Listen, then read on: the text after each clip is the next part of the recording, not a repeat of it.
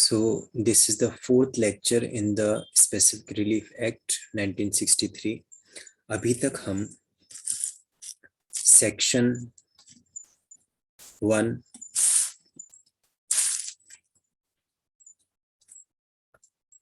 To section 4 जो preliminary से deal करते हैं वो हम पढ़ चुके हैं. सेक्शन 5 टू सेक्शन 8 जो डील करते हैं suit for the specific performance of movable property and specific performance of immovable property, उसे हम रीड कर चुके हैं, स्टडी कर चुके हैं. और हमने अपने थर्ड लेक्चर में स्टडी किया सेक्शन 9 जो कहता है कि स्पेसिफिक परफॉर्मेंस के लिए कोर्ट ऑर्डर करेगी except the provisions contained under section 11, section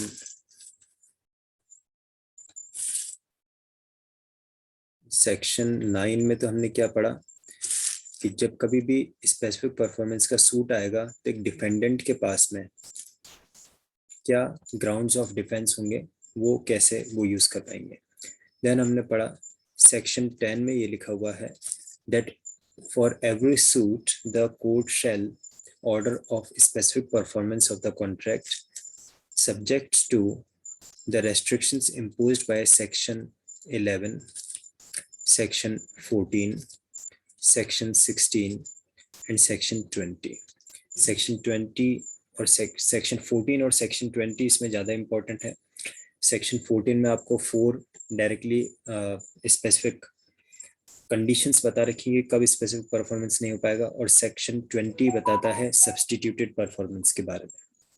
यहाँ तक ऑलरेडी अच्छी तरह से पढ़ चुके हैं, डिस्कस कर चुके, कवर कर चुके हैं. अब आज की क्लास में हम शुरुआत करने वाले हैं सेक्शन 12 से. सेक्शन 12 इसे हम डिटेल में आज पढ़ेंगे. सेक्शन 12 क्या बात कहता है? सेक्शन 12 कहता है इस सेक्शन 12 में जो कंडीशंस स्पेसिफाई की गई हैं उन कंडीशंस के अलावा अदर कोई कंडीशन अगर होती है तो कोर्ट स्पेसिफिक परफॉर्मेंस के अलाउ नहीं करेगी. Court shall not allow specific performance, ये सबसेक्शन 1 में लिखा है. सबसेक्शन 2 कहता है कोई ऐसा कॉन्ट्रैक्ट है जिसमें जो मेजर पार्ट है वो तो परफॉर्म किया जा सकता है और जो स्मॉल पार्ट है वो परफॉर्म नहीं हो सकता. जिस कॉन्ट्रैक्ट में एंटर हुए उस कॉन्ट्रैक्ट का जो मेजर पार्ट है वो परफॉर्म हो सकता है, कैन बी परफॉर्म्ड, और जो स्मॉल पार्ट है वो अनपरफॉर्म्ड रह जाता है. तो ऐसी सिचुएशन में कोर्ट स्पेसिफिक परफॉर्मेंस के लिए ऑर्डर कर देगी. कितने पार्ट के लिए? जो पार्ट परफॉर्म हो सकता है उसके लिए, और जो अनपरफॉर्म्ड है उसके लिए कंपनसेशन दिलवा दिया जाएगा. इसका एक एग्जांपल समझते हैं. फॉर एग्जांपल ए और बी इन दोनों के बीच में एक कॉन्ट्रैक्ट एंटर हुआ to supply 1000 bags of wheat. A और बी के बीच में एक कॉन्ट्रैक्ट एंटर हुआ to supply 1000 bags of wheat.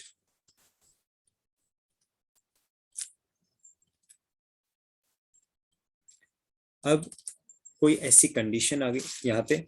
ए कौन है? A is the buyer, B is the seller.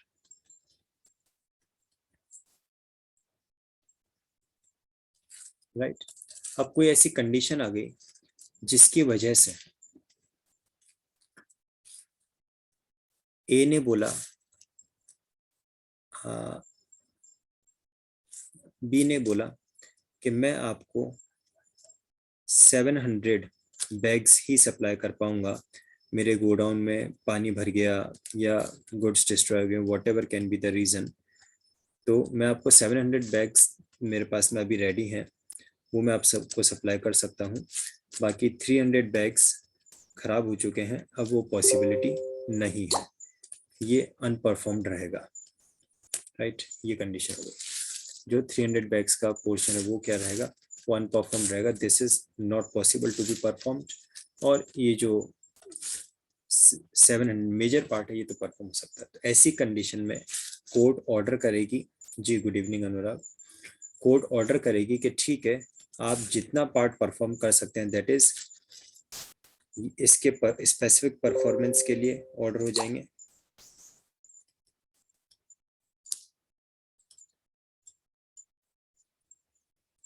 और जो पार्ट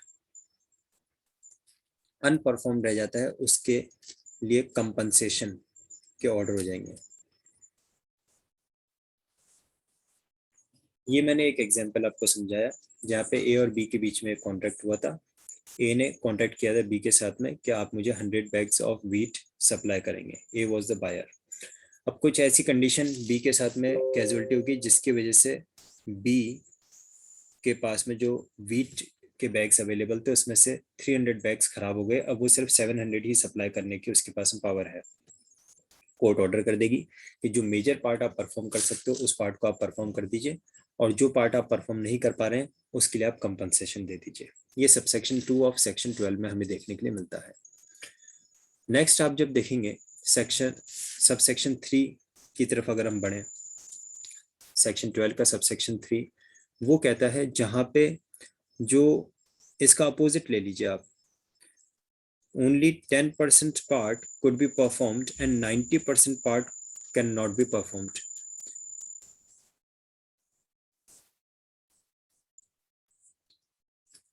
टेन परसेंट या माइनर पार्ट जो है वो परफॉर्म होना पॉसिबल है, और जो मेजर पार्ट है दैट रिमेन्स अनपरफॉर्म्ड। अब ऐसी सिचुएशन में कोर्ट स्पेसिफिक परफॉर्मेंस को ऑर्डर कभी भी नहीं कर सकती, क्योंकि 1000 बैग सपोज सप्लाई करने थे, वो बोले बस आप 100 बैग्स ले लो, बाकी 900 तो नहीं मिल पाएंगे, तो वो कोई पर्पज नहीं है। लेकिन इसमें भी क्या है, इसमें डिस्क्रिशन दिया गया है, इसमें डिस्क्रिशन छोड़ा है जो बायर है उसके ऊपर। अगेन हम सेम एग्जांपल लेते हैं, ए और बी के बीच में एक कॉन्ट्रैक्ट एंटर होते हैं, ए और बी एक कॉन्ट्रैक्ट में एंटर होते हैं to supply 1000 bags of wheat. A और बी के बीच में एक कॉन्ट्रैक्ट एंटर हुआ for the supply of 1000 bags of wheat.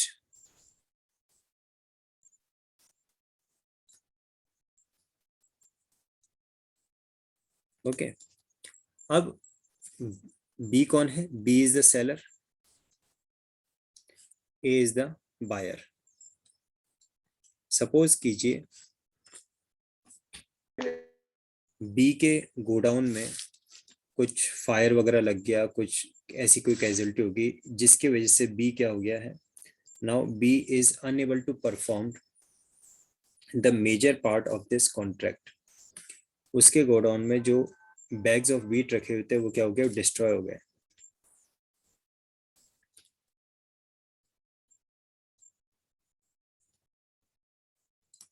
और इसके पास में अब सिर्फ 100 बैग्स बचे हैं, और इसके लिए वो बोल रहा है कि अगर ये 100 बैग्स चाहिए तो मैं दे सकता हूँ, बट पूरा स्पेसिफिक परफॉर्मेंस के लिए कोर्ट ऑर्डर कर भी देगी तो मेरे पास है ही नहीं, गुड्स बचा ही नहीं, तो मैं कहाँ से परफॉर्म करूंगा। और ऐसी कंडीशन में कोर्ट ऑर्डर भी नहीं करेगी। लेकिन इस कंडीशन में ए के पास में एक डिस्क्रिशन है। अगर ए ये कहता है okay I am ready to take 100 bags of wheat, I am ready to accept this part, जो वो परफॉर्म कर सकते हैं मैं उतना से सेटिस्फाइड हो सकता हूँ, तो ठीक है। ऐसी सिचुएशन में जहाँ पे जो बायर है वो अगर ये बात कह रहा है कि मैं इस स्मॉल पार्ट से भी सेटिस्फाइड हूँ, तब फिर कोर्ट ऑर्डर कर देगी ठीक है आप जो परफॉर्म कर पा रहे हैं उतना परफॉर्म कर दीजिए। लेकिन ऐसे में ए के ऊपर एक रेस्ट्रिक्शन इम्पोज कर दिया जाएगा, क्या, कि ये जो 900 बैग्स का आपने राइट वेव कर लिया है, मींस आप 10% पार्ट परफॉर्म करवाना चाह रहे हो, माइनर पार्ट परफॉर्म करवाना चाह रहे हो, तो अब ये रिमेनिंग जो 90% पार्ट ऑफ द कॉन्ट्रैक्ट था इसके लिए आप कोई क्लेम नहीं करोगे, इसके लिए आप कोई कंपनसेशन क्लेम नहीं करेंगे, इसके लिए आप कोई सूट फाइल नहीं करेंगे, अब इसके परफॉर्मेंस के लिए आप डिमांड नहीं करेंगे, क्योंकि हम तो पूरे ही कॉन्ट्रैक्ट को रेस्काइंड करना चाह रहे थे। आपने कहा कि आप 100 बैग्स का परफॉर्मेंस करवा दीजिए तो रिमेनिंग पार्ट जो अनपरफॉर्म रह जाता है उसके लिए आप कोई सूट फाइल नहीं कर सकेंगे, कोई क्लेम नहीं कर सकेंगे। इस बात का रेस्ट्रिक्शन ए के ऊपर लग जाता है। ये सबसेक्शन 3 था। और लास्ट इसमें आता है सबसेक्शन 4। सबसेक्शन 4 को यहाँ हम ले लेते हैं, सेक्शन 12 सबसेक्शन 4। ये अच्छा इंटरेस्टिंग है। मान लीजिए अगेन ए और बी, ये दो डीलर्स हैं, इन दोनों के बीच में एक कॉन्ट्रैक्ट एंटर होता है और उस कॉन्ट्रैक्ट में ये डिसाइड होता है that 1000 bags of wheat and 500 bags of rice supply किया जाए। ए क्या है? A is the buyer, B is the seller.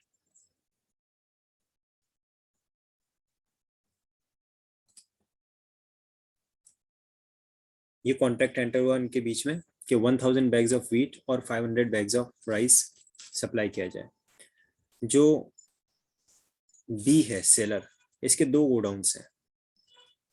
एक गोडाउन में ये व्हीट रखता है और दूसरे गोडाउन में ये राइस रखता है। ठीक है, अब क्या हुआ, इसका ये वाला जो गोडाउन है जिसमें व्हीट रखा हुआ था,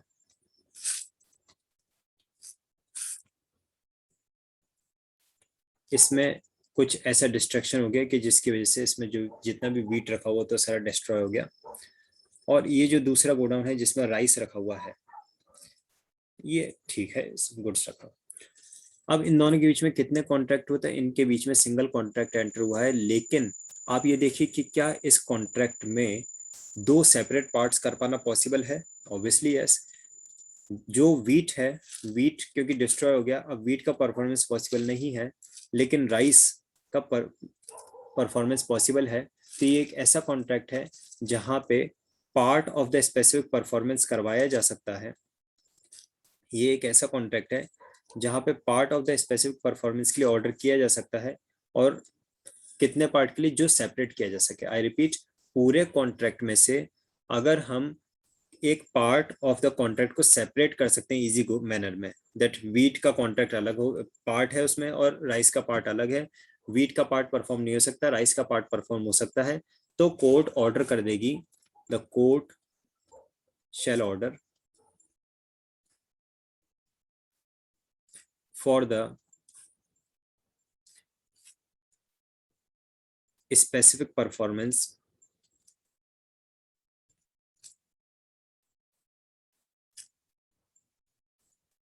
of part of the contract।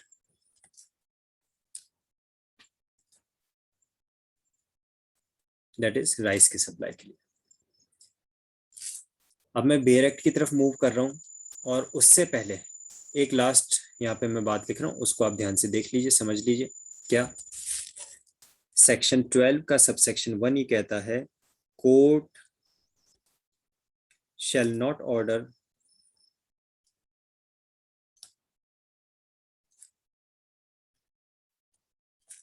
for the specific performance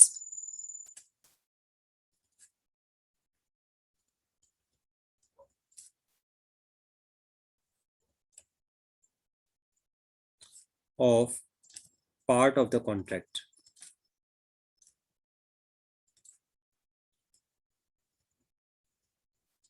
ये एक जनरल रूल है कि कोर्ट या तो कंपनसेशन दिलवाएगी या कंप्लीट कॉन्ट्रैक्ट के स्पेसिफिक परफॉर्मेंस के लिए ऑर्डर करेगी। ऐसा कोर्ट कभी भी ऑर्डर नहीं करेगी। जनरल रूल क्या है? This is the general rule. General rule क्या है?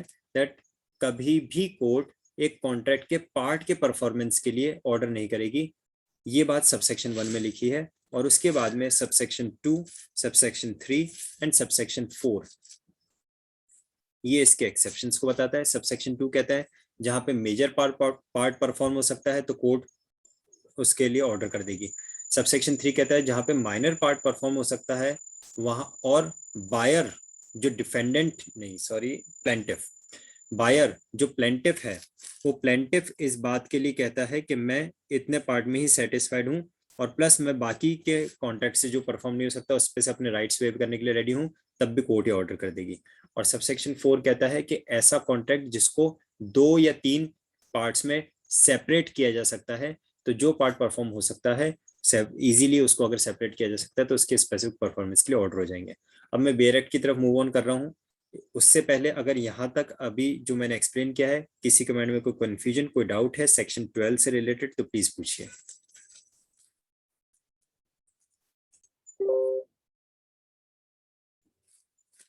Section 12 of specific relief act 1963 ये कहता है specific performance of part of the contract, not of the whole contract but of the part of the contract, जो total 4 subsection में divided है। First subsection क्या कहता है, the court shall not direct the specific performance of a part of the contract. This is a general rule. क्या है general rule, कि court कभी भी किसी कॉन्ट्रैक्ट के पार्ट परफॉर्मेंस के लिए ऑर्डर नहीं करेगी। कोर्ट क्या करेगी, कोर्ट कहेगी या तो पूरा कॉन्ट्रैक्ट परफॉर्म कीजिए या फिर पूरे का कंपनसेशन दीजिए, पार्ट परफॉर्मेंस के लिए ऑर्डर कोर्ट नहीं करेगी। This is the general rule. लेकिन इसके स्टार्टिंग में क्या लिखा हुआ है, except as otherwise hereinafter provided. तो वो एक्सेप्शंस कौन कौन से हैं, सबसेक्शन 2, 3 एंड 4 इसके एक्सेप्शंस हैं। देखते हैं सबसेक्शन 2 क्या कहता है। सबसेक्शन 2 कहता है, आपको अगर मैंने जो नोट्स में एक्सप्लेन किया उसमें बताऊं तो सबसेक्शन 2 में मेजर पार्ट परफॉर्म हो सकता है, सबसेक्शन 3 में माइनर पार्ट परफॉर्म हो सकता है, और सबसेक्शन 4 आगे आएगा स्क्रॉल करेंगे तब उसमें कॉन्ट्रैक्ट को इजीली 2 पार्ट्स में सेपरेट किया जा सकता है। ये इसके कीवर्ड्स है। सबसेक्शन 2 क्या कह रहा है, where a party to a contract is unable to perform the whole of his part of it, जहां पे पार्टी उस कॉन्ट्रैक्ट का पूरा पार्ट परफॉर्म करने में तो अनेबल है, पूरा पॉसिबल ही नहीं है उसके लिए, but the part which must be left unperformed be only a small portion, लेकिन जो अनपरफॉर्म पार्ट है वो सिर्फ एक स्मॉल पोर्शन ही अनपरफॉर्म रह रहा है। इसका मतलब 90% 80% पार्ट परफॉर्म करना पॉसिबल है पार्टी के लिए, 10 to 20% परफॉर्म करना पॉसिबल नहीं हो पा रहा है। To the whole in the value, और जहां पे उसकी वैल्यू से उसको कंपेयर कर रहे हैं मॉनेटरी वैल्यू से, एंड एडमिट्स ऑफ कंपनसेशन, और उसके लिए वो क्या बोल रहा है कि भाई जो पार्ट मैं परफॉर्म नहीं कर पा रहा हूँ 20% 10% छोटा सा ही पार्ट ये है, ज्यादा तो मेजर पार्ट में कर दूंगा, बाकी थोड़ा सा पार्ट जो मैं परफॉर्म नहीं कर पा रहा हूँ मैं इसके लिए कंपनसेशन देने के लिए रेडी हूं। द कोर्ट में eight the suit of either party, either party का मतलब है प्लेंटिफ भी मींस जो बायर है वो भी सूट फाइल कर सकता है और जो सेलर है वो भी सूट फाइल कर सकता है, direct the specific performance of so much of the contract as can be performed. तो कोर्ट क्या डायरेक्ट करेगी, कोर्ट 2 चीजों का डायरेक्ट करेगी, स्पेसिफिक परफॉर्मेंस का भी ऑर्डर करेगी कोर्ट और प्लस कंपनसेशन का भी ऑर्डर करेगी कोर्ट। जो पार्ट परफॉर्म हो सकता है उसका स्पेसिफिक परफॉर्मेंस किया जाए और बाकी के रिमेनिंग पार्ट के लिए डेफिशिएंसी पार्ट के लिए कंपनसेशन दिया जाए। यह है सबसेक्शन 2। सबसेक्शन 3 देखिए क्या कहता है, where a party to a contract is unable to perform the whole of his part, तो होल पार्ट तो वो परफॉर्म कर ही नहीं सकता, क्लियरली मना है, क्लियरली बात नजर आ रही है, it is impossible for the party, and the part which must left unperformed, और जो पार्ट अनपरफॉर्म्ड रह गया है, forms a considerable part of the whole, वो उसका मेजर पार्ट है जो अनपरफॉर्म रह गया है, लेकिन सिर्फ स्मॉल पार्ट को परफॉर्म कर तो फिर भी कर सकते हैं बट मेजर पार्ट जो है वो अनपरफॉर्म रह गया है। ठीक है, अब जब मेजर पार्ट अनपरफॉर्म रह गया उसमें भी 2 कंडीशन मिल जाती है, admitting a compensation in money, money compensation admit करने के लिए रेडी है अपोजिट पार्टी, और does not admit of compensation in money, opposite party बोल रही है कि नहीं मुझे कंपनसेशन एडमिट नहीं करना है, तो क्या हो जाएगा इसमें, जहां पे जो अपोजिट पार्टी कंपनसेशन एक्सेप्ट करने के लिए रेडी होगी तो वो क्या कहेंगे कि ठीक है आप जितना पार्ट परफॉर्म कर सकते हो कर दो, और जो बाकी के कंपनसेशन, और जहाँ पे कंपनसेशन एक्सेप्ट करने के लिए रेडी नहीं है तो वहां पे फिर उसके लिए मना कर दिया जाएगा। तो देखिए, he is not entitled to obtain a degree of specific performance but, तो ऐसे में जो एग्री पार्टी है उसको स्पेसिफिक परफॉर्मेंस की डिग्री ऑब्टेन नहीं होगी, but the court may at the suit of the other party direct the party in default, तो जो डिफॉल्ट में है पार्टी जिसकी वजह से कॉन्ट्रैक्ट खराब हो रहा है, to perform specifically so much of his part of contract as he can perform if the other party, तो कोर्ट ऑर्डर कर देगी जो डिफॉल्ट वाली पार्टी है उसको अपना कॉन्ट्रैक्ट को परफॉर्म करने का, कितना जितना वो कर पा रहे उतना ही, 10%, 5%, जितना भी कर पा रहे हैं। लेकिन ऐसा कोर्ट कब करेगी, तो उसके लिए साफ साफ शब्दों में लिख दिया है, इफ द अदर पार्टी ये दो बातें एक्सेप्ट करती है तब कोर्ट ऐसा ऑर्डर करेगी, अदरवाइज नहीं, है ना। तो देखें वो क्या है, in case falling under clause A, तो क्लॉज ए में क्या था, form the considerable part of the whole, जहां पे जो अनपरफॉर्म पार्ट है वो मेजर पार्ट था और साथ में उसके लिए कंपनसेशन पॉसिबल था। सो pays or has paid the agreed consideration for the whole of the contract reduced by the consideration for the part which must be left unperformed, and in a case falling under clause B, pays or has paid the consideration for the whole of the contract without any abatement। ठीक है, क्या लिख रहा है, फिर से हम example लेते हैं। 1000 बैग्स के लिए कॉन्ट्रैक्ट हुआ था और अब सिचुएशन ये है कि वो बोल रहे हैं भाई मैं 100 बैग्स तो सप्लाई कर सकता हूँ, बाकी पॉसिबल नहीं है। मेरे गोडाउन में पानी भर गया, बाढ़ आ गई थी, पानी भर गया, सारा सामान खराब हो गया, मैं 100 बैग्स परफॉर्म कर सकता हूँ, यानी मेजर पार्ट परफॉर्म नहीं कर सकता। तो अब बात ये आती है कि जो पार्ट अनपरफॉर्म रह रहा है उसके पैसे का क्या होगा, क्योंकि ये जो बैग सप्लाई हो रहे हैं, फॉर एग्जाम्पल अगर एट द रेट ऑफ ₹100 पर बैग का ये कॉन्ट्रैक्ट था, तो 1000 बैग के 1 लाख रुपीज जो पेमेंट किया जा चुका था, बायर ने सेलर को 1 लाख रुपीज पेमेंट कर दिया था। अब वो कह रहा है मैं तो सिर्फ 100 बैग्स ही सप्लाई कर सकता हूँ, तो जब 100 बैग सप्लाई कर सकते हो तो 100 एट द रेट ऑफ 100 सिर्फ 10,000 रुपीज का पेमेंट होगा, बाकी का 90,000 रुपीज क्या होगा, 90,000 रुपीज रीपेमेंट होगा। वो कहेंगे ठीक है आप जो पार्ट परफॉर्म नहीं कर रहे हो तो फिर उसका ना पैसा वापस करो। ऐसा तो नहीं होगा ना कि आप है ना काम भी नहीं करो और पैसा भी रख लो। तो सीधी सीधी बात, ये पॉइंट नंबर फर्स्ट में यही कहा गया है कि जो पार्ट परफॉर्म नहीं हो रहा है तो फिर उसका पैसा रिटर्न किया जाए। पॉइंट नंबर 2 देखिए क्या कहता है, in either case relinquishes all claims, ये इंपॉर्टेंट है, मैंने बताया कि जब भी ऐसा होगा क्या कि वो जो एग्रीड पार्टी है वो बोल रही है कि ठीक है आप जितना पार्ट परफॉर्म कर सकते हो उतना करो, बाकी का हमारा पैसा हमारे वापस दे दो। ऐसी सिचुएशन में अब ये जो एग्रीड पार्टी है ये किसी तरह का फर्दर क्लेम उस डिफॉल्टर पार्टी पर नहीं कर पाएंगे। In either case relinquishes all claims to the performance of remaining part, बाकी रिमेनिंग पार्ट के लिए कोई क्लेम जो है वो सारे क्लेम खत्म हो जाएंगे, रिलिंक्विश कर ली जाएंगे, वेव कर ली जाएंगे of the contract, and all right to compensation either for deficiency और फॉर लॉस और damage sustained by him through default of the defendant. Defendant को पूरी तरह से फ्री कर दिया जाएगा कि ठीक है अब आपके ऊपर कोई लायबिलिटी नहीं बन रही है। ये था सबसेक्शन नंबर 3। किसी भी स्टेज पे कोई कंफ्यूजन कोई डाउट लगे तो प्लीज पूछिएगा। ये लैंग्वेज थोड़ी सी अनयूजुअल सी लिखी हुई है बट मैंने कुछ एग्जाम्पल दे के आपको एक्सप्लेन किया है। आफ्टर द क्लास आप इस सेक्शन की बेयर एक्ट में एक बार दोबारा से रीडिंग करेंगे और आपको ये पूरा सेक्शन 100% क्लियर हो जाएगा माइंड में without any doubt.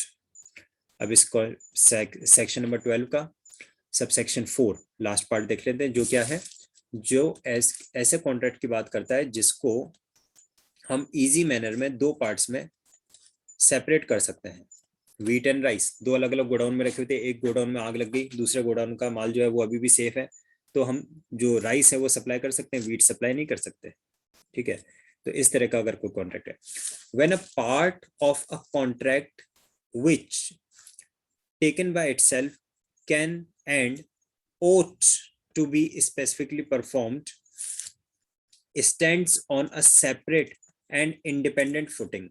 Separate and independent footing का क्या मतलब है कि व्हीट एंड राइस दो थे, व्हीट के गोडाउन में आग लगी है, राइस के गोडाउन में बिल्कुल सेफ रखा है सामान, यानी राइस अभी भी सप्लाई किया जा सकता है, डिपेंड करता है कि अपोजिट पार्टी इसको एक्सेप्ट करने के लिए रेडी है या नहीं है, right. So stands on a separate and independent footing from another part of the same contract which cannot or ought not to be specifically performed, the court may direct. तो सब जगह पे वर्ड मे का use इसलिए किया है, ये description of the court है, court may direct specific performance of the former part, जितना पार्ट परफॉर्म, जो पार्ट परफॉर्म किया जा सकता है उसके परफॉर्मेंस के लिए स्पेसिफिक परफॉर्मेंस के ऑर्डर कोर्ट कर देगी। एक छोटा सा एक्सप्लेनेशन है बस, इसके बाद हम क्लास को ओवर करते हैं।